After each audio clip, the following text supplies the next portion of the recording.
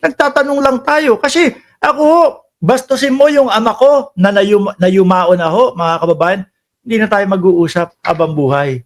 No? Depende na lang kung talagang hihingi ka ng tawad sa akin o hihingi ka ng tawad o ganito. Pero bastusin mo yung ama ko na yumao na, mahirap na tayong magkaayos. Mahirap na tayong magkaayos. Pero si Senador Amy Marcos, parang siya pa yung nagsusumamo o parang siya pa yung nagpipilit ng kanyang sarili doon sa mga Duterte, mga bossing. O ngayon ho, ewan ko, meron na naman silang banat. Si Jaime Marcos. Ayun na naman ho, paulit-ulit na yung ano daw yon, Croco de Coco o Pan de Coco o yung crocodile daw ho. Tanging sinasabi na lang nila, si Croco daw ho. O yung, basta alam ko si Martin Romualdez ang binibira nila doon eh. Tanging ang masasabi na lang nila doon is, si Martin Romualdez daw ho ang itinuturo. Ganun lang mga kababayan.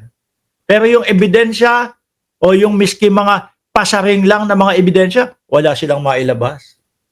Ngayon ho, dakuin natin mga bossing, si Boss Pulong.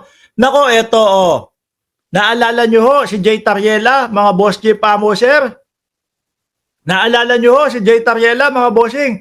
Yung nasa harapan o nasa front nung pakikipaglaban natin at sa pagtatanggol sa ating inang bayan. Ayan ho. PCG spokesperson Spokes Jay Tariela. Sagot dito, sabi niya, yung pamilya Duterte, tikom ang mga bibig. Tikom sa tuwing inaapi ng China ang mga Pilipino. Pansin ko din ho yan, ha? Pansin ko din ho yan, mga bossing. Ilang beses na tayong winawater cannon ng China. Ilang beses na tayong binangga ng China hanggang sa umabot nga, nagkabanggaan pa yung kanilang barko. Sila yung nakarma, mga bossing. Tikom ang mga bibig nila doon. Wala silang sinasabi doon. Ang pinakasikat nga ho, mga kababayan, yung sinabi ni Paulo Duterte, ni Boss Pulong. Si Boss Pulong saksak. Diba? Sabi ni Boss Pulong, hindi trabaho ng Vice Presidente ang magbigay ng komento, patungkol sa China. Diba? Biruin mo? Yun. Kaya sabi natin, Boss Pulong, manaksa ka na lang. Boss Pulong, manaksa ka na lang. Ayon kay Tariela, tila sinusubukan ni Congressman Pulong Duterte na ipaniwala sa mga Pilipino na mali ang pagtindig laban sa pambubuli ng China. Yan naman ho talaga, mga boss No? Yan naman po talaga. Alam nyo ho, mas meron pa nga pong nasabi ang Vice Presidente Saan?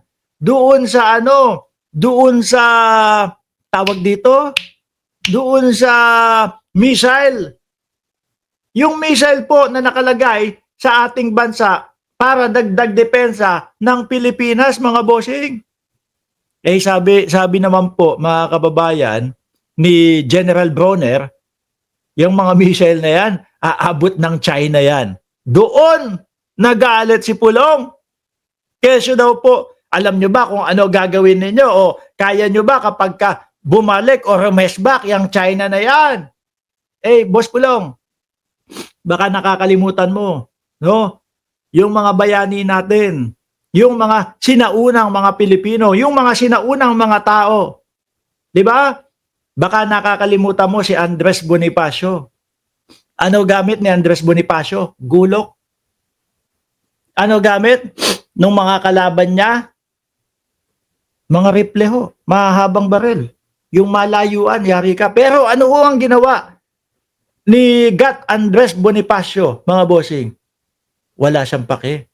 Ipinaglaban po ang ating bayan, para po labanan yung mga mapang-aping mga dayuhan ho. Yun ang ginawa ni Gat Andres Bonifacio. Kaya tayo ngayon merong ganitong pamumuhay ay dahil po sa kanila. Dahil po sa katapangan nila. Hindi po alintana sa kanila yung tabak lang o gulok lang ang hawak ko o itak lang ang hawak ko. Hindi ako lalaban dyan. Hindi ako papalag dyan. Kasi po, kung kayo, kabisado nyo yung lupang hinirang, sabi ni Bato, bayang magiliw, isa sa puso nyo yun. No? Ang mamatay ng dahil sa'yo. Siguro kayo mga DDS, nagluluha talaga yung mata ko, kaya ako nakasalamin ngayon eh. No? Siguro mga kababayan, sila ipinanganak o isinilang na mga duwag. No, kaya hindi po nila maisapuso o isabuhay yung pambansang awit ng Pilipinas. Bayang magiliw. Di ba? Sabi ni Bato de la Rosa, bayang magiliw, perlas ng silanganan, alab ng puso'y. Di po ba mga kababayan? Sa dulo, ang mamatay ng dahil sa'yo. Mabigat ho yun, ha? Tayo naman ho, mga bossing. Nakita nyo, ganito, ginaganito na tayo, binubuli na ho tayo, mga kababayan. Tapos gusto nyo pa, parang matakot, tuloy-tuloy na magpabuli sa mga in-check ho. Huwag namang ganun. Paano naman ho, mga kababayan, yung mga susunod na mga henerasyon? Paano naman po yung mga magiging anak ng mga anak natin? Paano naman po yung mga magiging apo ng mga anak natin? Papayag kayo, babatok-batukan na lang ng mga Chino, yung mga kaapu-apuhan natin, wala na tayong magawa. O di ho ba? Ayan, nagbigay din ng pahayag yung AFP, Armed Forces of the Philippines, on the remark of Congressman Paulo Z. Duterte regarding the Typhoon missile system.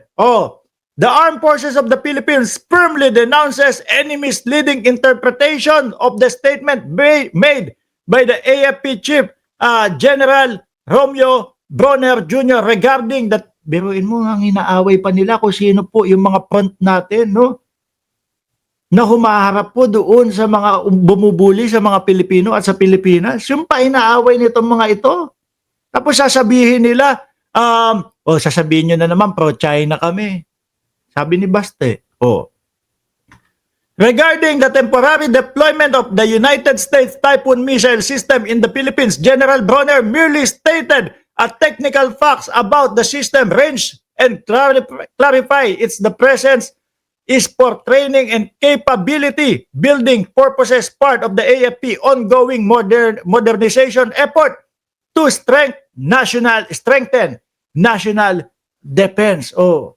Any insinuation that the AFP or its leadership serves foreign interests is false and undermine the integrity, professionalism, and patriotism of the institution and its member who continue to defend the sovereignty. Ayan ho, mga kababayan. At eto po, tingnan nyo pa po.